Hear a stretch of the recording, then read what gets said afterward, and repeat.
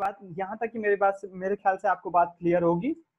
ये दो चार्ज रखे हुए थे, यहाँ दो चार्ज रखे हुए थे, माइनस क्यू प्लस क्यू, इसको हम डाइपोल बोल रहे थे, दोनों के बीच की डिस्टेंस ये थी। यहाँ पर हमने एक बिंदु ए ले लिया और बोल रहे हैं कि यहाँ पर ए बिंदु पर कोई चार्ज लगा हुआ हो तो हमको नेट इलेक्ट्रिक फील्ड इंटेंसिटी ज्ञात करना है, ई वेक्टर का मान जो है वो हमें ज्ञात करना है। तो हम ये बिल्कुल जान सकते हैं, ये जो प्लस क्यू चार्ज होगा यहाँ पर हम हमेशा जो है वो एज ए टेस्ट चार्ज हमेशा प्लस प्लस क्यू लेते हैं, परीक्षण आवेश जिसको बोलते हैं वो हमेशा प्लस क्यू लेते हैं, है ना। तो वो अगर रखते हैं तो ये क्या करेगा, इसको रिपेल करेगा इस डायरेक्शन में, और वो फोर्स पास में है ये वाला चार्ज, इसलिए ज्यादा फोर्स होगा।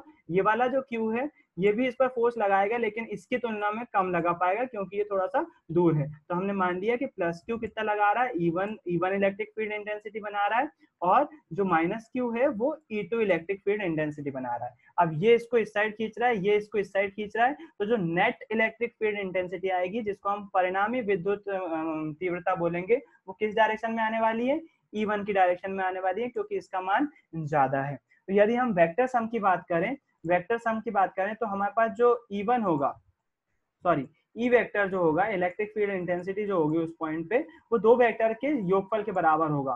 किसके बराबर होगा, E1 वेक्टर के बराबर होगा प्लस E2 वेक्टर के बराबर होगा।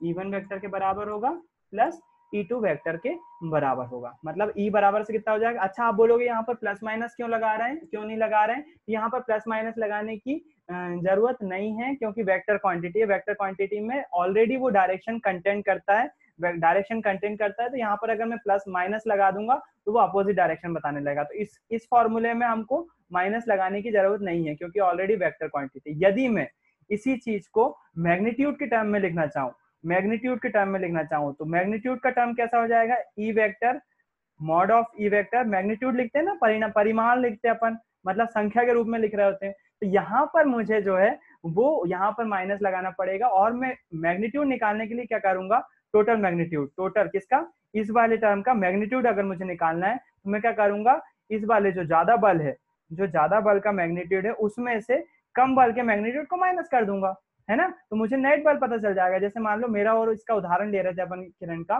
तो यदि मैं 10 न्यूटन का बल लगा रहा हूँ, ये 5 न्यूटन का बल लगा रही है, टोटल इस पर कितने बल लग जाएगा, इस डायरेक्शन में तो लगेगा ही, लेकिन 10 में से अपन 5 माइनस कर देंगे तो हम बोलेंगे टोटल इस पर नेट बल जो लग रहा होगा वो 5 न्यूटन का लग रहा होगा। क्यों, क्योंकि मेरा जो 5 न्यूटन बचा हुआ था वो इसने क्या कर दिया, अपोजिट डायरेक्शन में ले जाके कैंसिल कर दिया। तो इस पर जो परिणामी बल लग रहा होगा वो कितना लग रहा होगा, केवल और केवल 5 न्यूटन लग रहा होगा।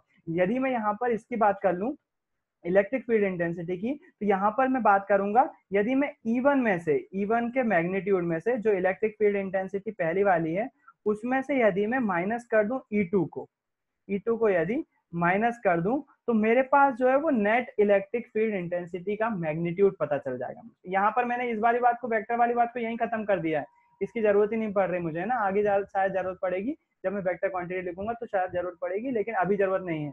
मैंने पहले मैग्नीट्यूड फाइंड करना चाहा, मैग्नीट्यूड के लिए मैंने क्या कर लिया, टोटल जो इलेक्ट्रिक फील्ड इंटेंसिटी है जो परिणामी है उसका मैग्नीट्यूड किसके बराबर हो जाएगा, जो मैग्नीट्यूड जिस इलेक्ट्रिक फील्ड का मैग्नीट्यूड ज्यादा है उसमें से हम माइनस कर देंगे, जिसका इलेक्ट्रिक फील्ड मैग्नीट्यूड कम है उसको हम माइनस कर देंगे, तो हमें पता चल जाएगा। अच्छा, इसको हम चाहो तो आप इक्वेशन नंबर 1 नाम दे सकते हो। अब हमें ओवरऑल क्या फाइंड करना है, हमें जो है वो इसकी वैल्यू फाइंड करना है और इसकी वैल्यू फाइंड करनी है। ये कैसे कर सकते हैं, ये हम इसी फॉर्मूले की सहायता से कर सकते हैं, जो कि आपने यहाँ पर फॉर्मूला देखा था।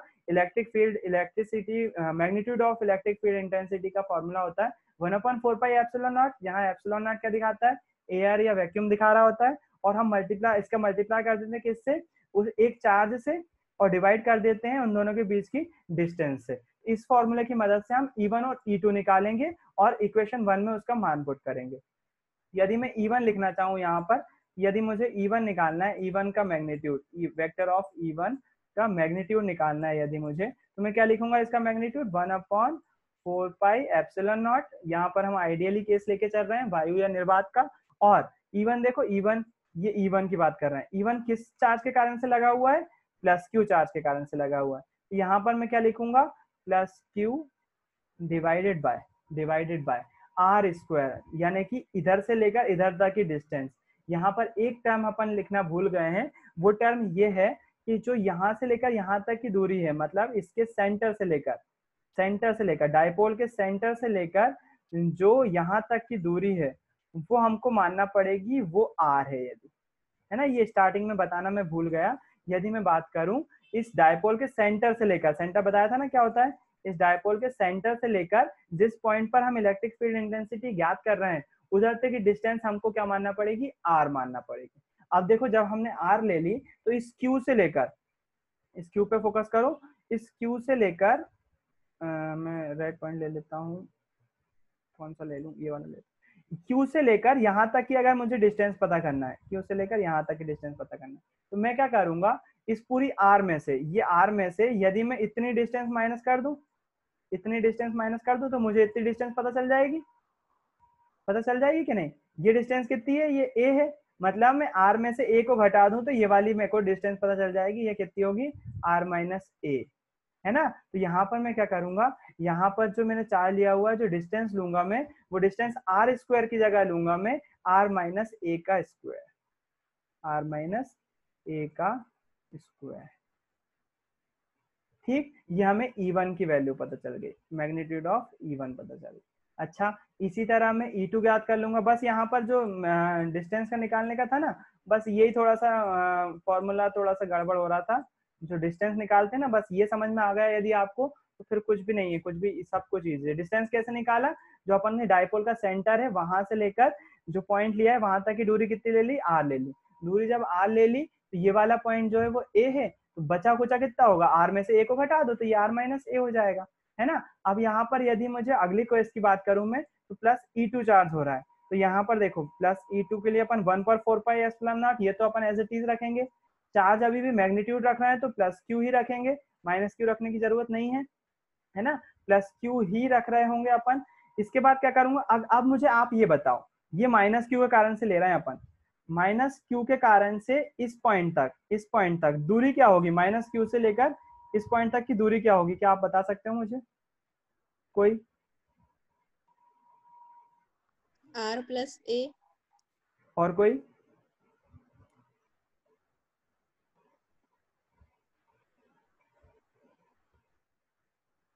माइनस क्यू से लेकर ए पॉइंट तक की दूरी क्या होगी, मैं देखना चाह रहा हूँ कि सही में समझ में आ रहा है कि नहीं आ रहा।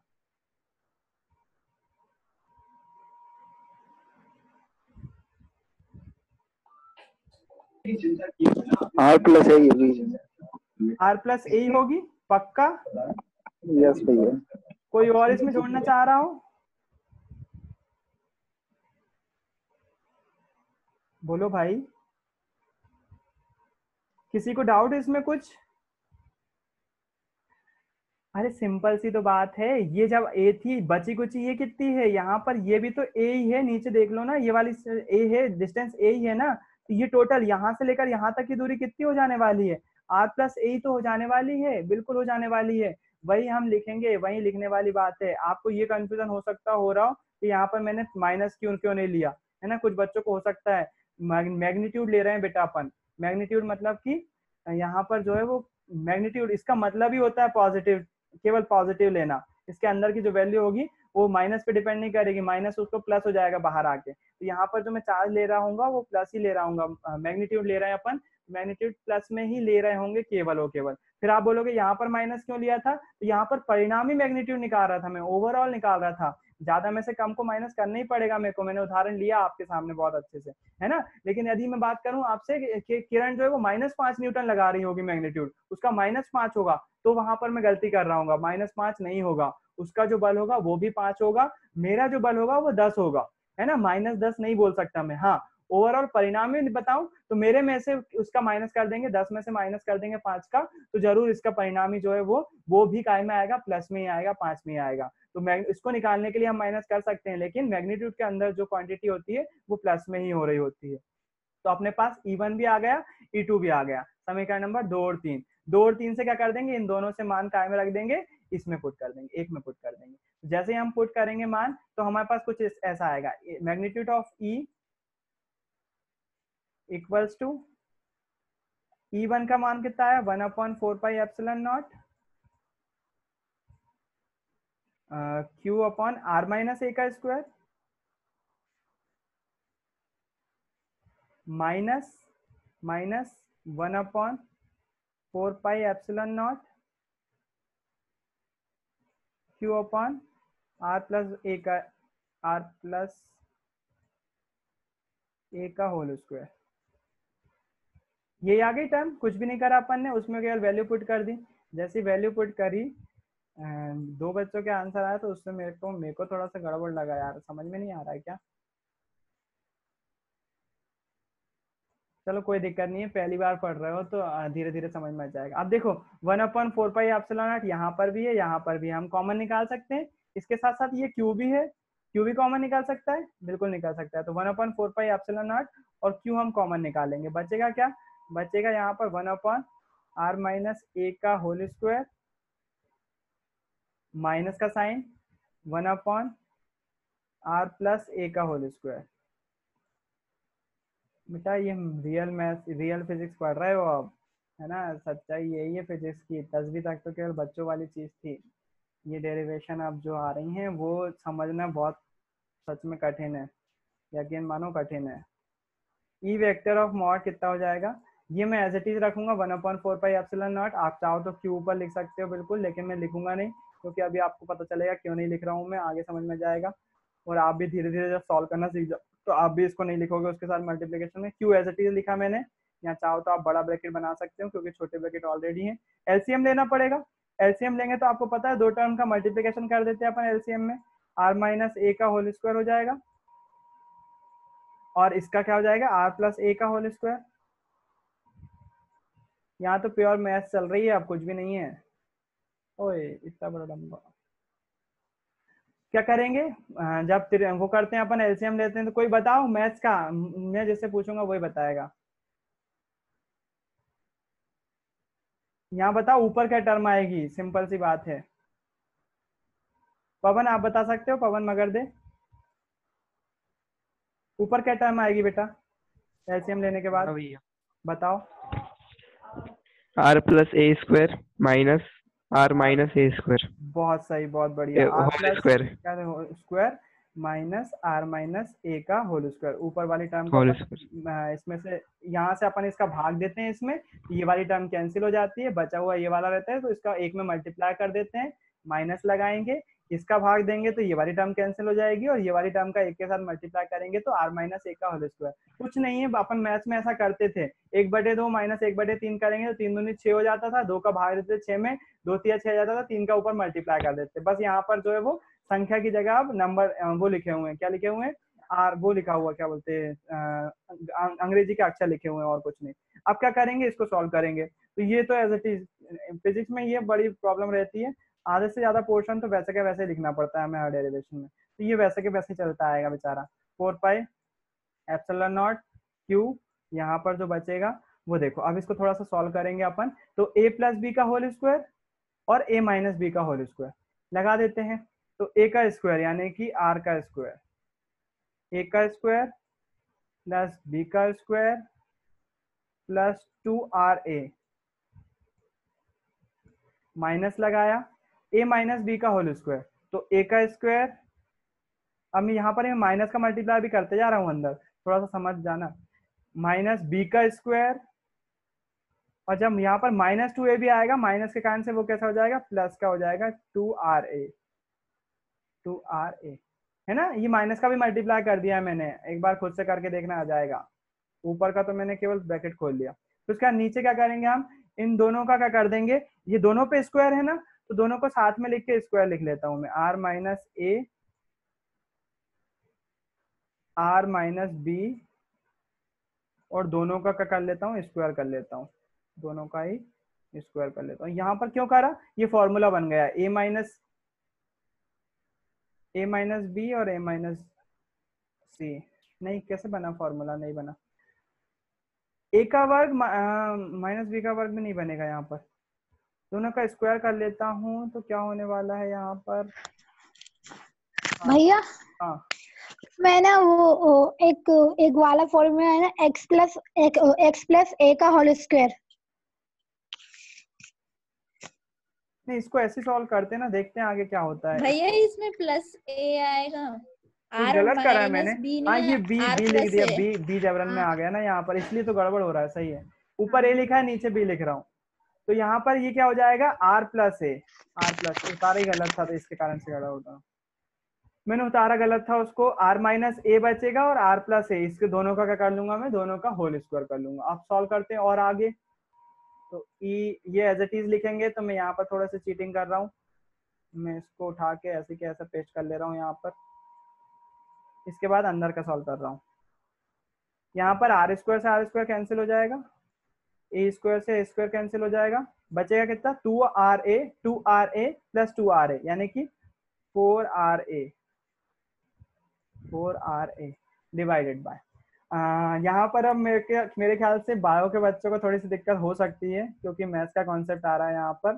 तो यहाँ पर देखो a प्लस बी और a माइनस बी, यहाँ देखो r प्लस ए लिखा हुआ है और r माइनस बी ए लिखा हुआ है, तो a प्लस बी और a माइनस बी का जो फॉर्मूला होता है वो क्या होता है, a का वर्ग माइनस b का वर्ग, होता है कि नहीं होता, बिल्कुल होता है। a का वर्ग यानी कि r का स्क्वायर माइनस b का वर्ग यानी कि a का स्क्वायर, ऐसा लिख दूंगा मैं, और इसका स्क्वायर अभी भी वैसे के वैसे ही लिखा हुआ है ना। यहाँ चाहो तो आप छोटे ब्रैकेट बना सकते हो, a का वर्ग माइनस b का वर्ग का होल स्क्वायर। अच्छा, यहाँ पर अब मैं क्या करूंगा, यहाँ पर जो है वो इस चीज को फिर से मैं लिखूंगा, और अब क्या करूंगा मैं, जो 4RA लिखा हुआ है ना, इसको थोड़ा सा मैं तोड़ लूंगा, किस हिसाब से, क्योंकि मुझे जो है वो अब इसमें P का फॉर्मूला घुसाना है, कैसे भी करके इस पॉइंट की कंडीशन में P का फॉर्मूला घुसाना है। और P का फॉर्मूला क्या होता है, P equals to Q into 2A, यही होता है कि नहीं होता, इसलिए मैं इस फॉर्मूले को ऐसे तोड़ लूंगा कि मैं ये वाला फॉर्मूला बना सकूं, है ना। तो मैं क्या करूंगा, ये Q तो लिखा ही हुआ है, आगे जो है उसको 2 लिख लूंगा, इस 4 को 2.2 में तोड़ लिया, आगे 2 लिख दिया, और यहाँ पर क्या लिख दिया, 2AQ ये लिख दिया, और साथ में R तो लिखा ही हुआ है तो R को R का R ही लिख देंगे, ऐसा लिख दिया। और बटे में क्या लिखा हुआ है, R square minus A square का होल स्क्वायर। क्यों लिखा मैंने ऐसा, 2AQ क्यों लिखा, ताकि मैं इसको रिप्लेस कर सकूं P से, है ना। तो यहाँ पर आप क्या हो जाएगा, इसको ये वाला फॉर्मूला आप जानते हो, 2AQ बराबर से कितना होता है, 2AQ बराबर से होता है, यहाँ पर इसको मैं पेस्ट करता हूँ, ये Q हटा देता हूँ, अब यहाँ पर Q की जरूरत नहीं है, Q उधर चला गया, है ना। हाँ, ये 2 जरूर बचा हुआ है, तो मैं यहाँ पर 2 इसको ऐसा ऊपर लिख सकता हूँ, बिल्कुल, अगर आप चाहो तो इस 2 से 4 को काट भी सकते हो, कोई दिक्कत नहीं है ना, लेकिन अभी मैं नहीं काट रहा हूँ, अभी इसको 2 ऐसे 30 लिख के चल रहा हूँ। और यहाँ पर आप क्या कर दूंगा, मैं इसकी जगह लगा दूंगा P, क्योंकि P का फॉर्मूला क्या होता है, 2AQ, PR divided by R square minus A square का होल स्क्वायर, है ना। ये आ गया हमारा क्या, इलेक्ट्रिक फील्ड इंटेंसिटी आ गया PR। अभी सॉल्व नहीं हुआ है, अभी अपन को थोड़ा सा और सॉल्व करना है ना। तो अपन सॉल्व करने के लिए क्या करेंगे, अपन इसको सॉल्व करने के लिए और आगे बढ़ाने के लिए एक स्पेशल केस लेंगे। कुछ गलती करी क्या मैंने, नहीं करी, 2PR बिल्कुल सही है, बिल्कुल सही है ना। यहाँ पर आप क्या करेंगे, हम यहाँ पर जो है ये हमारे पास देखना है मैग्नीट्यूड आया है, इलेक्ट्रिक फील्ड इंटेंसिटी का मैग्नीट्यूड आया है, लेकिन अब हमें क्या करना है, इसका वेक्टर क्वांटिटी पता करना है कि इसका वेक्टर क्या होगा, वेक्टर भी तो पता करना है। अभी क्या आया अपने पास, स्केलर क्वांटिटी आई है, स्केलर मतलब कि अदिश चीज आई है, लेकिन अभी हमको जो है वो एक बार यहाँ पर थोड़ी सी मिस्टेक हो रही है मुझसे, आप ये 2 इधर ना लिखते हुए जो PR लिखा हुआ है उसके साथ ही 2 लिखें, है ना, तो ये फॉर्मूला ज्यादा अच्छा रहेगा, ये चीज ज्यादा अच्छी रहेगी। अब यहाँ पर क्या हुआ, ये वाला फॉर्मूला आप यहाँ तक बिल्कुल सही है, यहाँ तक आप बिल्कुल सही पहुंचे हुए हो, लेकिन एक थोड़ी सी दिक्कत है, जो हम इलेक्ट्रिक फील्ड इंटेंसिटी निकाल रहे हैं वो वेक्टर क्वांटिटी है। अभी हमने क्या निकाला है, मैग्नीट्यूड निकाला है, मैग्नीट्यूड यहाँ पर भी हमको मैग्नीट्यूड ही पता चल रहा है, तो यहाँ पर हमको अगर डायरेक्शन और मिल जाए तो हमारा फॉर्मूला जो है वो कंप्लीट हो जाएगा, वो बिल्कुल कोई दिक्कत नहीं जाएगी उस पर, उसको जो है वो बिल्कुल सिंपल सी चीज रहेगी, वो वेक्टर क्वांटिटी हमको इसमें ढूंढना है। तो वेक्टर क्वांटिटी ढूंढने के लिए मैं क्या करूंगा, डायग्राम पे जाऊंगा, अपने ऊपर वाले डायग्राम पे मुझे डायरेक्शन पता करना है। तो अब देखो यहाँ पर फिर से आपको वही वाली, आपको मैं पहले ही बता चुका हूँ, जो डायपोल होता है फिजिक्स में, उसकी डायपोल की जो वो रहती है, डायरेक्शन रहती है, वो माइनस से प्लस की तरफ रहती है। अभी बाकी चीजों को भूल जाओ, यहाँ पर मैं, आप चाहो तो इसको मैं रफ कर देता हूँ, यहाँ से ये कचरा हटा देता हूँ ताकि आपको थोड़ा सा वाली चीज समझ में आ जाए जो मैं बोलना चाह रहा हूँ। इसको मैं हटा देता हूँ यहाँ से। अब मैं यहाँ पर आपसे बोलना चाह रहा हूँ कि ये जो यहाँ पर डायरेक्शन थी, ये E2 थी, है ना, ये E1 थी, और ये E2 थी, ये तो थी। अब जहां पर यदि मैं इस पॉइंट पर ए पॉइंट पर यदि मैं पी की डायरेक्शन की बात करूं, यहाँ पर जो पॉइंट था वो पी मान लीजिए, जो डायपोल मोमेंट था वो यहाँ पर पी है। अगर मैं इस डायपोल मोमेंट की बात करूं, इस डायपोल मोमेंट की इस पर बात करूं, तो आप देखोगे कि जो डायरेक्शन होगी वो इस डायरेक्शन में, इलेक्ट्रिक फील्ड की डायरेक्शन क्या है, इसी डायरेक्शन में है ना, डायपोल मोमेंट की डायरेक्शन में। अच्छा, और एक बात आप यहाँ पर ये भी समझ सकते हो, यदि मैं ये वाला पॉइंट यहाँ पर लेता, यदि मैं यहाँ पर लेता वो पॉइंट, तो यहाँ पर क्या होने वाली डायरेक्शन, यहाँ पर थोड़ा सा ध्यान दो। यदि मैं इस चार्ज के कारण से इस पर आवेश प्लस चार्ज ही रहेगा, तो ये जो है वो इसको इसकी तरफ धकेलेगा। लेकिन अब ये वाला चार्ज दूर है, तो ये वाला जो है वो किस साइड होने वाला है, इस साइड ही होने वाला है। इसका जो इस पर जो इलेक्ट्रिक फील्ड इंटेंसिटी आने वाली थी वो इस साइड तो होगी, लेकिन थोड़ी सी कम होगी। अगर ये वाला जो माइनस चार्ज है ये इसको अपनी तरफ अट्रैक्ट करेगा, और जो अट्रैक्ट करेगा उसका फोर्स ज्यादा होने वाला है। मतलब क्या, मतलब नेट इलेक्ट्रिक जो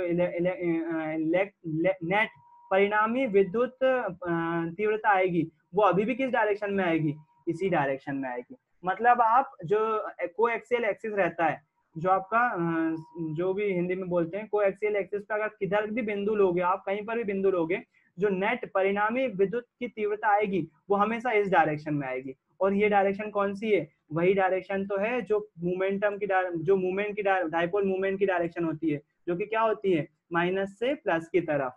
फिजिक्स के लिए हम क्या लेते हैं, माइनस से प्लस की तरफ लेते हैं डायपोल मूवमेंट की डायरेक्शन।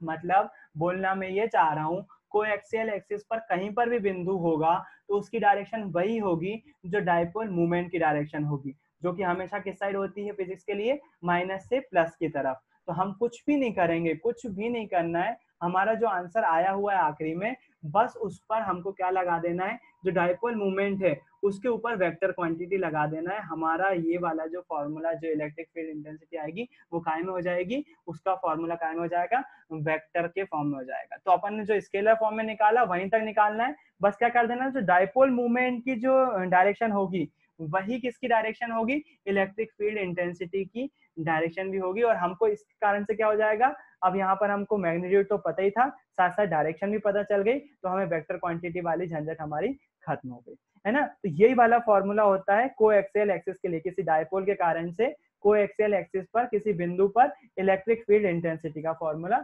यही होता है। आप यहाँ पर अब जब आप ये वेक्टर लगा दोगे तो इस फॉर्मूले को कैसे लिख सकते हो, इस फॉर्मूले को एज इट इज छाप सकते हो, यही की यही जो होगा, यही फॉर्मूला होगा आपका इलेक्ट्रिक फील्ड, अभी ये मैग्नीट्यूड के लिए था, यही फॉर्मूला होगा आपका इलेक्ट्रिक फील्ड इंटेंसिटी के लिए। बस यहाँ पर ये मॉड हट जाएंगे, मॉड हट जाएगा, और यहाँ पर क्या लग जाएगा, ये वाला मैग्नीट्यूड तो अपन को मिल ही गया, साथ में यहाँ पर क्या लग जाएगा, पी के ऊपर वेक्टर। यही फॉर्मूला चेंज होकर आपका क्या बन जाएगा, इलेक्ट्रिक फील्ड इंटेंसिटी का फॉर्मूला बन जाएगा। क्या करा आपने, कुछ नहीं करा, ऊपर जो मैग्नीट्यूड था उसमें बस डायरेक्शन बस लिख दी, तो हमारे पास क्या ज्ञात हो गया, हमको इलेक्ट्रिक फील्ड इंटेंसिटी ज्ञात हो गई, है ना। क्योंकि इलेक्ट्रिक फील्ड इंटेंसिटी वो है वेक्टर क्वांटिटी है, जबकि मैग्नीट्यूड क्या है, केवल स्केलर क्वांटिटी होता है, उसमें डायरेक्शन की जरूरत नहीं होती है, तो हमने वहां पर डायरेक्शन नहीं लिखा। जैसे डायरेक्शन लिखा वही मैग्नीट्यूड काय में कन्वर्ट हो गया, इलेक्ट्रिक फील्ड इंटेंसिटी में कन्वर्ट हो गया। ये आपका फॉर्मूला होता है किसी द्विध्रुव के कारण से, किसी द्विध्रुव के कोएक्सियल एक्सिस पर जो इलेक्ट्रिक फील्ड इंटेंसिटी का फॉर्मूला होता है वो यही होता है। इसके बाद इसमें एक स्पेशल केस भी आता है, वो और देख लो थोड़ा सा, आखिरी डेरिवेशन है। यदि मान लीजिए किसी केस में जो आर है, जो डिस्टेंस है आर, वो बहुत बहुत बहुत ज्यादा बड़ा जो है, बड़ा होता है यदि ए से, मतलब आर बहुत ज्यादा बड़ा होता है किससे, ए से, तो हम क्या करते हैं, कुछ भी नहीं करते हैं, बस यहाँ पर जो जैसे मान लो ऊपर डायग्राम देखो, आर बहुत ज्यादा बड़ा है, मतलब आर मतलब ये वाला पॉइंट, कौन सा पॉइंट, यहाँ इसके सेंटर पॉइंट से ये जो हम पॉइंट ले रहे हैं वो वाला पॉइंट जो है, आर जो है वो बहुत ज्यादा बड़ा है। नॉर्मली जो डायपोल चार्ज होते हैं, डायपोल में जो चार्ज उपस्थित होते हैं, जैसे ये माइनस क्यू प्लस क्यू, जो ए होता है ना, ये बहुत कम होता है, बहुत पास पास होते हैं, क्योंकि आप खुद ही जान सकते हो जब चार्ज का साइज ही इतना ज्यादा कम होता है तो इनके बीच की डिस्टेंस भी बहुत ज्यादा कम होगी।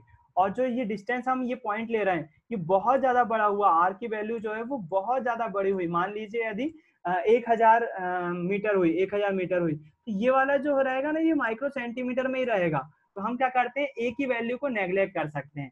इस केस में, एक स्पेशल केस में, हमारा जो डेरिवेशन आया है अभी, इस केस में यदि हम, हमारे लिए आर की वैल्यू बहुत ज्यादा बड़ी है, बहुत ज्यादा बड़ी है, किसके तुलना में, ए की तुलना में, ए जो बेचारा होता है वो माइक्रो सेंटीमीटर में होता है, माइक्रो मिलीमीटर में होता है, बहुत कम होता है ना। आर की वैल्यू बहुत ज्यादा होती है, तो हम यहाँ पर ए की टर्म को, ए की स्क्वायर की टर्म को नेग्लेक्ट कर सकते हैं। तो इस केस में ये वाला फॉर्मूला टाइम में कन्वर्ट हो जाने वाला है, ये वाला फॉर्मूला कन्वर्ट हो जाने वाला है। मैं इसको एज इट इज लिखूंगा, वापस नहीं लिख सकता, चलो छोड़, मैं दूसरे कलर में लिखता हूँ इसको। यदि मैं इसको इलेक्ट्रिक फील्ड को, अगर मैं आर की टर्म बहुत ज़्यादा बड़ी हो गई है, तो यदि इसके लिए लिखना चाहूँ इलेक्ट्रिक फील्ड इंटेंसिटी का फॉर्मूला, तो वो हो जाएगी 4 पाई एप्सिलॉन नॉट 2pr, तो वैसा के वैसे ही बना रहेगा 2pr divided by R square.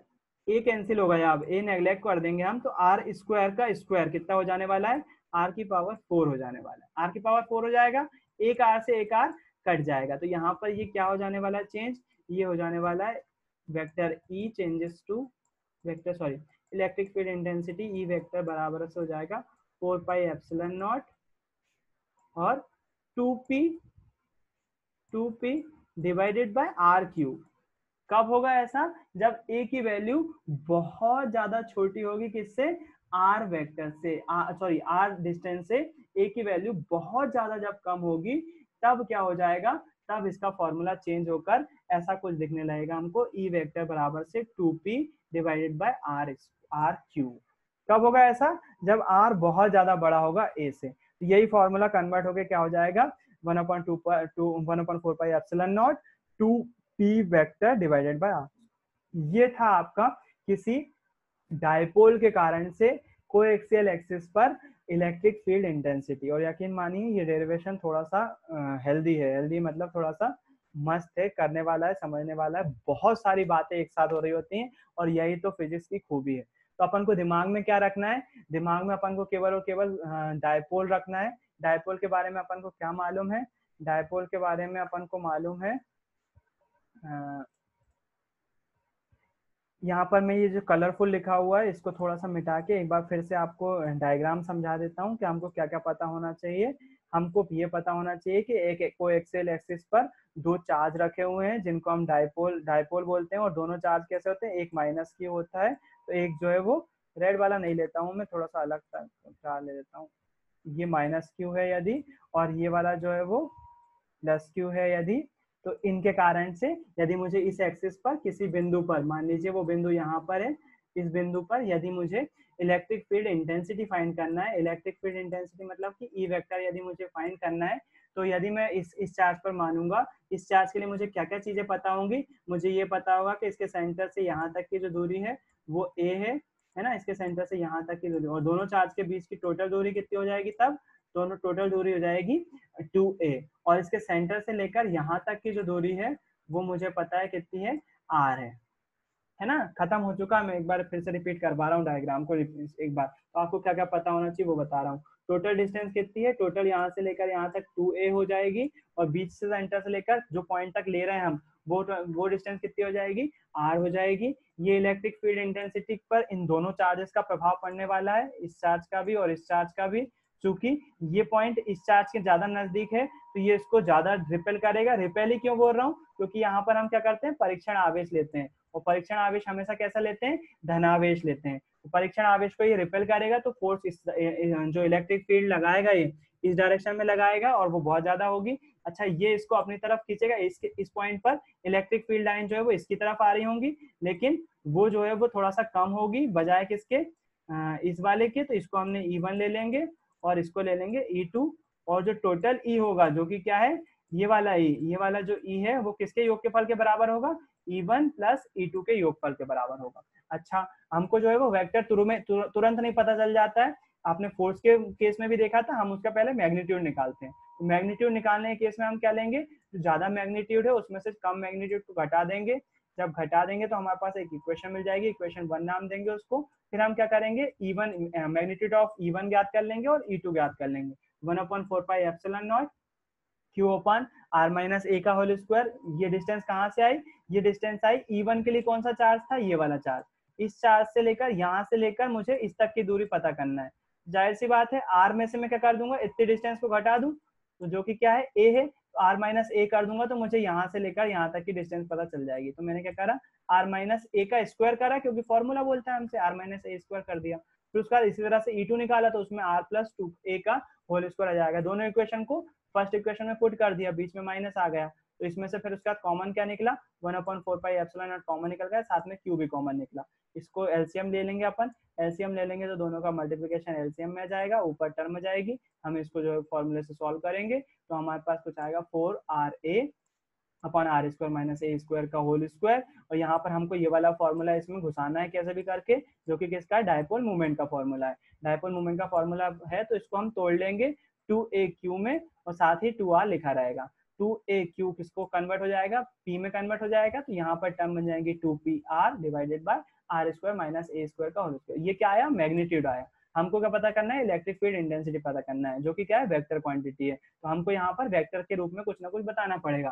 तो हमने जाना कि जो डायपोल का मूवमेंट होता है वही इस इलेक्ट्रिक फील्ड का क्या होता है, डायरेक्शन होता है। तो हम कुछ भी नहीं करते हैं, बस P के ऊपर वेक्टर लगा देते हैं, जो कि हमको क्या दिखाने लगता है, इलेक्ट्रिक फील्ड इंटेंसिटी दिखाने लगता है। किसके कारण से, डायपोल के कारण से। कहाँ पर, उस बिंदु पर जो हमने कोएक्सियल एक्सिस लिया हुआ है ना। फिर उसके बाद आखिरी केस हमने क्या लिया हुआ है, आर जब बहुत ज्यादा बड़ा हो जाएगा ए से, तो जब आर बहुत ज्यादा बड़ा हो जाएगा तो क्या होने वाला है, हम जो है वो ए को नेग्लेक्ट कर सकते हैं। ए को नेग्लेक्ट कर दिया तो ये आर की पावर 4 हो जाएगा, और एक आर से एक आर कैंसिल हो जाएगा, घात कितनी बचेगी, आर की घात 3 बचेगी।